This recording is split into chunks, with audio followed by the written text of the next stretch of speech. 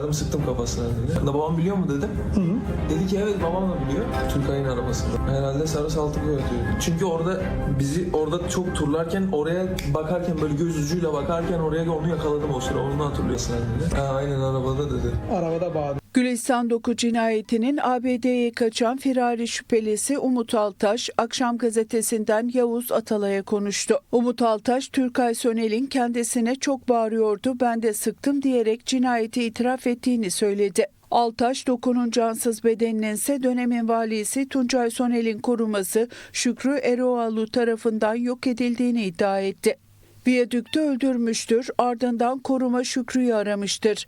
Oradan bir Santa Fe marka araçla cesedi götürmüşlerdir diye düşünüyorum.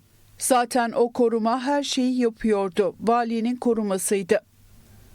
Umut Altaş, cinayetin işlendiği o gün plaka tanıma sistemi kayıtlarında Gülistan'ın en son görüldüğü viyadükte Türkay Sönel'le aynı araçta görülüyor. Altaş o gün cinayetten habersiz olduğunu savundu.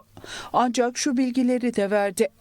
Viyadük civarında birkaç tur attı, sürekli o bölgeye bakıyordu. Sanırım polis falan geldi mi diye kontrol ediyordu. Gülistan'ı orada öldürmüş olmalı. Kızı viyadükte köprünün dibinde öldürdüğünü düşünüyorum. Öte yandan Örtbas'ın merkezindeki Tuncay Sönel'in sustuğu için kendisini alnından öptüğünü de söyledi. Doku'nun cansız bedeninin nerede olabileceğine dair de bilgi verdi. Aktuluk Evet. mahallesinin civarında bir yere mi gömmüştür? Evet. Ve sebebi de şu mudur? İnsanların geçmediği yer orası mıdır? Ya oraya yakın hem zaten. Cinayet yerine yakın bir yer. Bayraktepe'de gömülecek bir yerlere bakılması çok önemli. Atatürk Mahallesi'ne girerken kontrol noktasının üstünde Bayraktepe'de su arıtma tesisi var.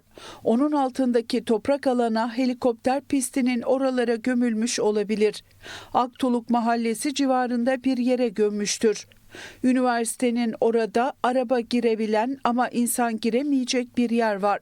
Cinayet mahalline de yakın. Umut Altaş, Sönel'in tecavüz ve şiddet eğilimli biri olduğunu da söyledi. Gülistan Doku'nun ablası Aygül Doku da 15 Nisan'da yaptığı açıklamada katilin Türkay Sönel olduğunu Umut Altaş'tan öğrendiklerini söylemişti. Nasıl öğrendik peki? Umut beni o süreçte arıyor. 2-3 kere arıyor. Aslında bu olayı bana anlatmak istiyor ama şey yapamıyor. Anlatamıyor. Baroya bir not bırakıyor. Gülistan'ı öldüren Vali Tuncay Sönel'in oğlu, o fotoğraf çıkarışılan. Vali Tuncay oğlu işte Mustafa Türkay Sönel'dir diye bir not bırakıyor.